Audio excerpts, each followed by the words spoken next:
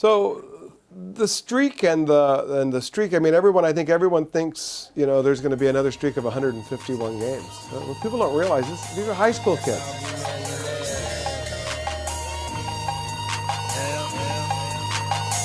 I could take 10 G's, make 20 more 10 G's with that. I could take 10 G's, make 20 more 10 G's with that. I could take 10 G's, make 20 more 10 G's with that.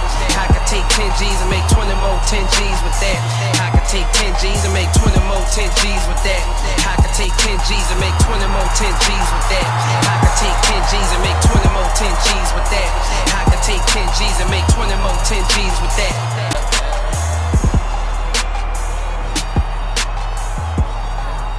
It's difficult. It's difficult. They're kids. It's football.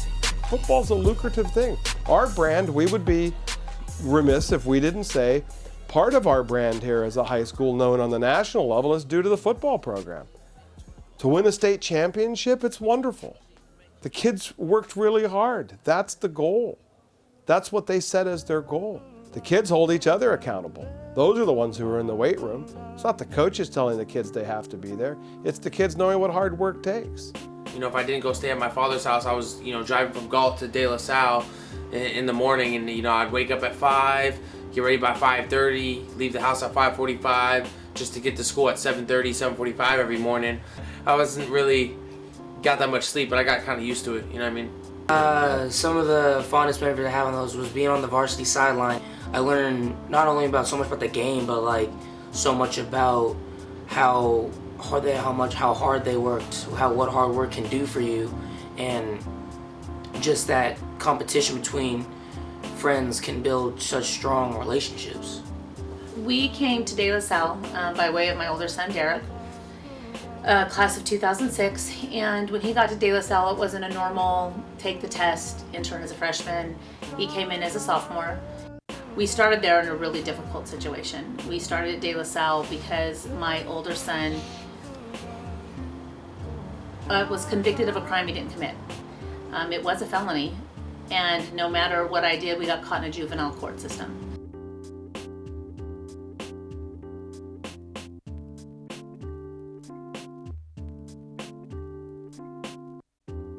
I've been a LaSallian Christian Brothers boy since I was 14. 14, age 39. Yeah, that's crazy. Yeah. This is my 10th school year, and prior to that I was 7 years as assistant athletic director to Terry Edson. If you would have told me I'd be working here today, I would have started laughing hysterically as a student.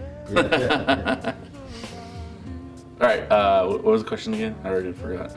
There we go. Okay. Yeah. That's much better. Take two. Okay, take two. Yeah. So, my friend Jesse Leva was the band director previous to me, and I was teaching at Palma High School in Salinas. And so he was applying to Arizona State, and he said, if I get into Arizona State, you need to come here and apply for this job because this job was amazing. But he got into grad school, and then so I applied for the job, and then I got the job. Yeah.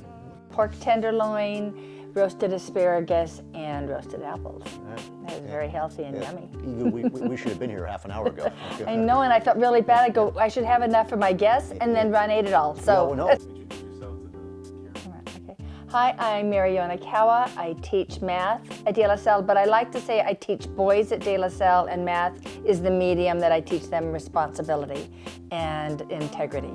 I've been teaching at a middle school for 20 years, and I was tired of the girl drama. I was over the girl drama. So I was looking for a different environment. I was also head of the school for a while, and I just wanted to go someplace where I could sit in the classroom, teach my students and not be responsible for anything else. And De La Salle fell into my lap. When I say De La Salle, what do you say? You say football. I say, well, let me tell you the rest of the story, because that's only the tip of the iceberg of what we do with kids here. We're new, only 50 years old. I don't know if anyone ever thought we would be what we are today. For me, it's everything from waking up at 7 a.m. to that 2:30 right after school, making sure everything's set, to varsity game at 7. And then Phil being one of the last guys on campus at 10 o'clock going, wow, that was 16, 17 hours of chaos. So everything in between, from visiting teams crying and yelling and screaming, our own coaches crying and yelling and screaming, to concessions, to bus parking, to you name it. It's a lot.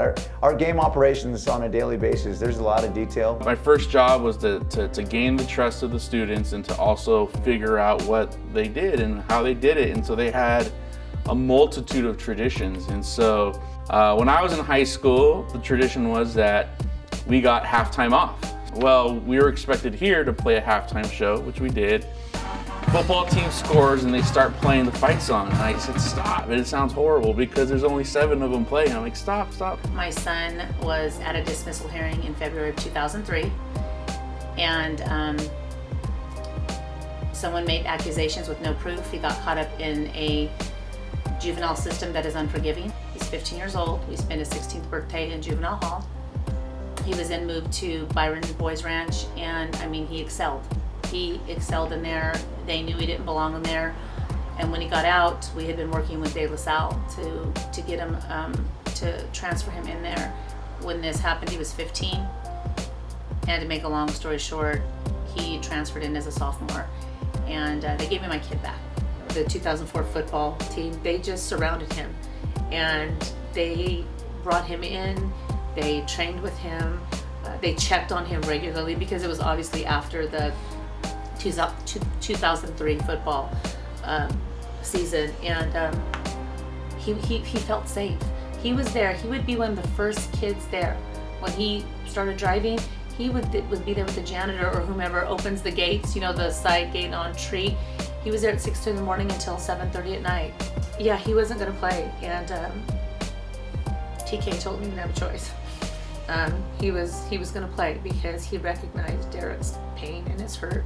That whole first year was really something for me because Terrence was murdered the weekend before band camp.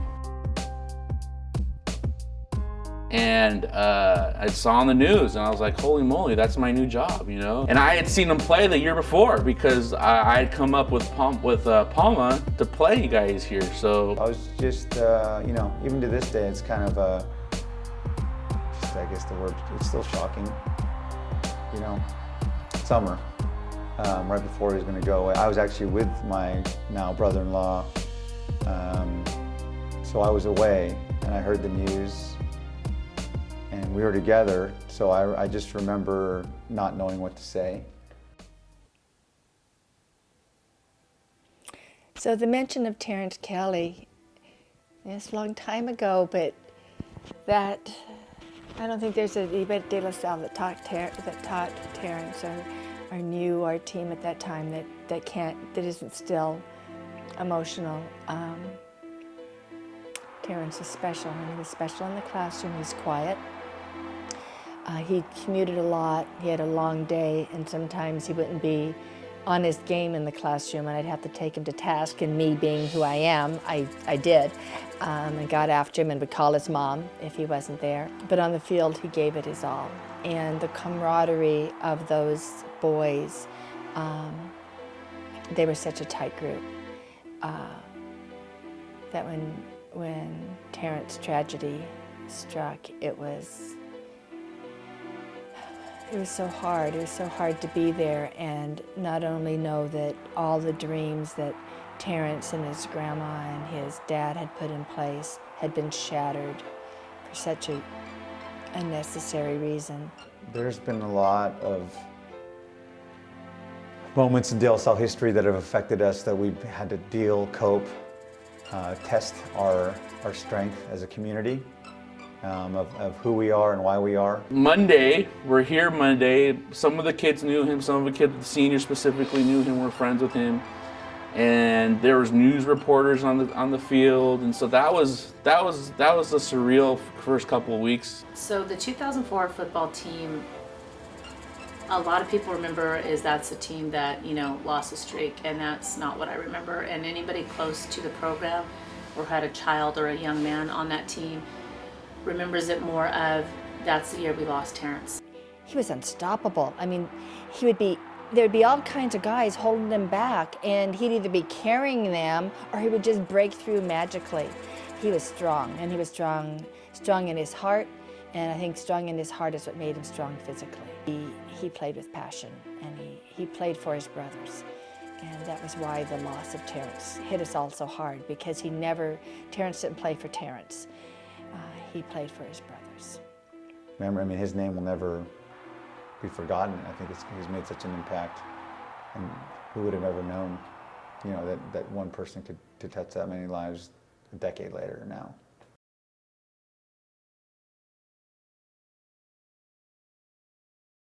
I believe we lost TK, mid-August 2004. 2.5, 3 weeks later, you're losing the streak. I was like, I don't know if it was a Saturday game or a Friday game, but I just remember waking up in the morning, watching ESPN, and seeing it on the crawl. The streak is over, 151, so on and so forth. And I was like, wow, I hope they don't blame me, because I had just gotten hired. Or the end of the streak. That was probably, I mean, truthfully, that had more of a wow factor to me than I think 91. Dr. David Flacco, Spartan videographer, calling the plays tonight. Bellevue game? The Bellevue game. All right, so as I said, I traveled to the games, and we were at the Bellevue game.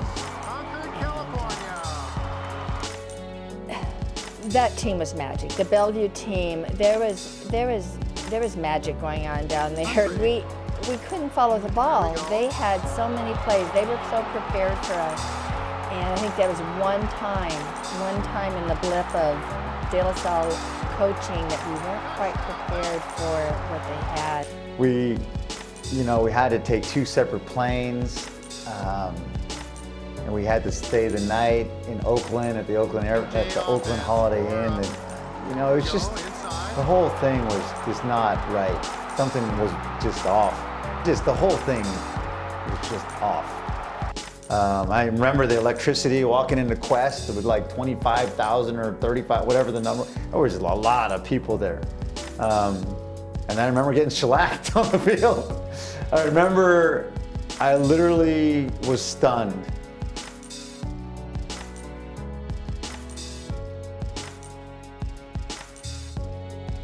Seeing how the kids react to always being used to watching the football team win and just dominate, and all of a sudden this is not the same football team. I just remember being numb going in, being numb coming out, because the death, the murder of Terence was so much in our minds, and we were all reeling from it. We were still grieving.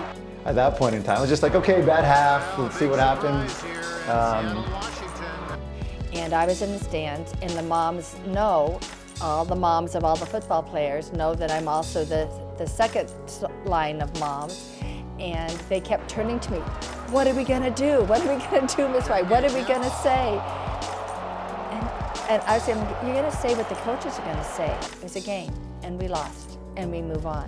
And then I remember the end. I remember watching Coach Ladisser at the end, and I remember him basically saying we got beat. And I remember the press conference.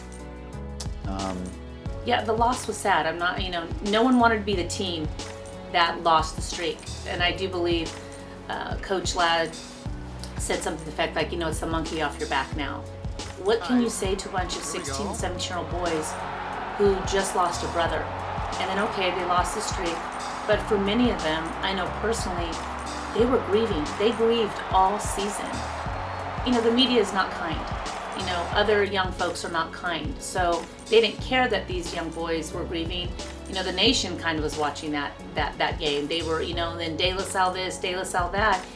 And, as parents, we were like, just leave them alone. Some of those guys were like 2 years old when the thing started in '92, or 3 years old. So it was just, it put that streak in perspective. History is being made here. Watching Coach Ladd do a post-game interview talking about a loss in itself is an anomaly. I guess that would be, yeah, you're right. If you're going to say one of the top 10 memorable moments, that would be one of them for me. So even the couple of 3 to 4 or 5 weeks after that was rocky. I remember that. I think we tied twice. And those kids had no idea what to do when we didn't win the game. You know what's special about the game is that was the game against Clayton Valley, the game that we tied. It was weird. They were kind of shell-shocked that we didn't win, for one.